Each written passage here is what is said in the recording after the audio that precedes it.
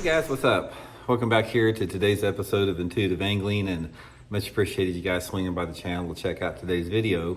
And guys, today we're going to be talking about the biggest propaganda talking points that the people that defend forward-facing sonar always use. You hear them say this all the time, and anytime there's a comment on Livescope forward-facing sonar, you've got a vocal minority of the people that try to justify it using these propaganda talking points.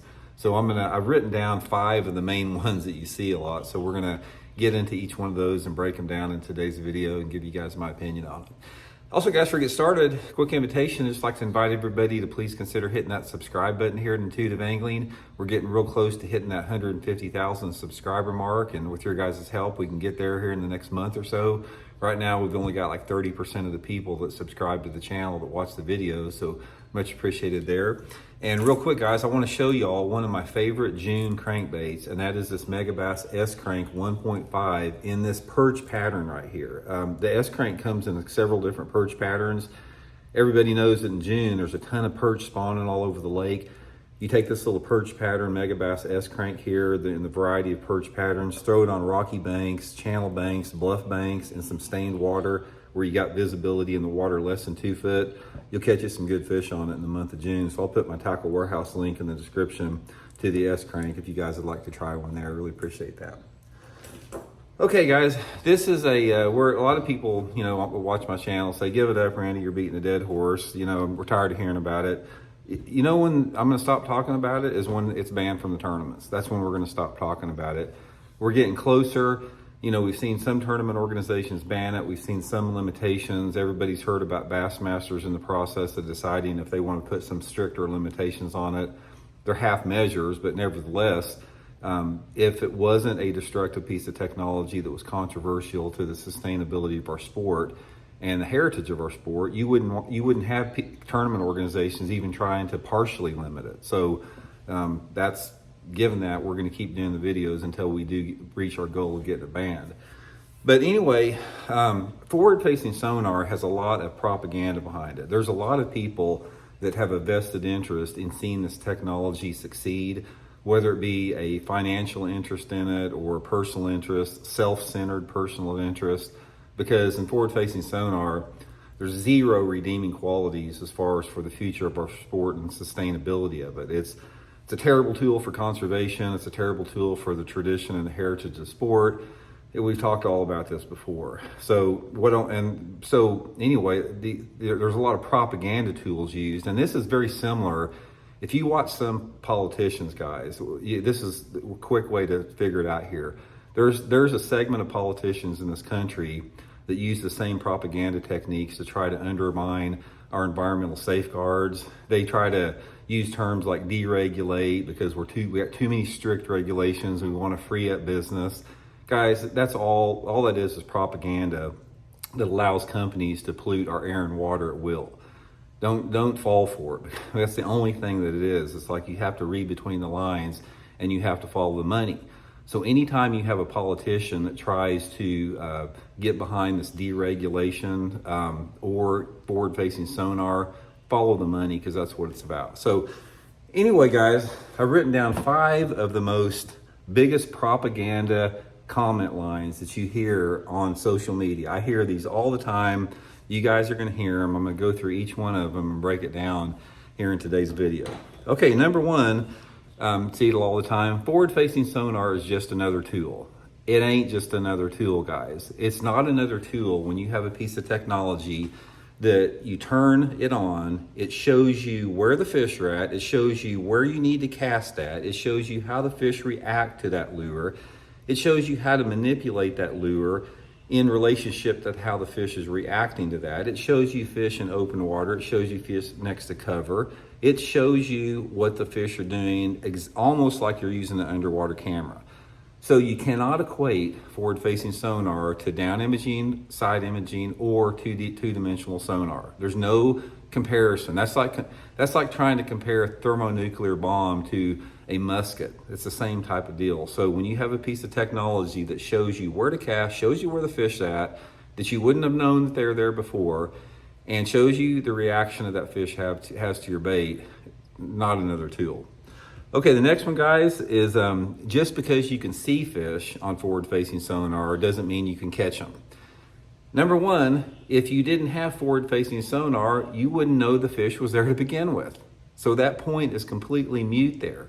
And yeah, I understand that, like, fish are fish. You can't make them bite a lot of times if they don't want to. I don't care if it's a fish sitting under a boat dock or if it's a fish swimming around out in open water chasing shad that you've seen on the spotlighting box they're using, or if it's a fish in a grass bed. If they're in a particular mood, they're not going to bite. But that's not the point. You're missing the whole point. You would never have known that those fish were there without the use of forward-facing sonar, so that's a mute point with that. Okay, the next one is if it was so easy to catch them using forward-facing sonar, everybody'd be catching them, and everybody'd be catching 25 or 30 pounds. Again, this is a pathetic, lame propaganda talking point, because that is no different than saying if flipping and pitching is so good, then everyone would be able to catch them flipping and pitching. If Alabama rigs are so good, everyone would catch 20 pounds on an Alabama rig.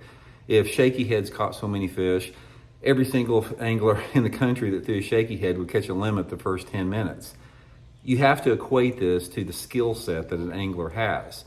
So when you have anglers that adopt a certain technique and actually utilize it as a strength, for example, like Denny Breyer with flipping, David Fritz with crankbaits, Dean Rojas with a frog, or some of the dudes out there where, the spotlighting technique is their only game, you're going to have some type of separation in skill level. So you can't equate a piece of technology or a lure or technique to just across the board everybody's going to catch them on it, because that's not the way fishing works.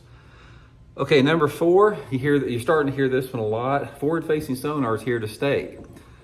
This is sort of like this is a comment that people make when they don't have a legitimate rebuttal to any type of forward-facing sonar argument.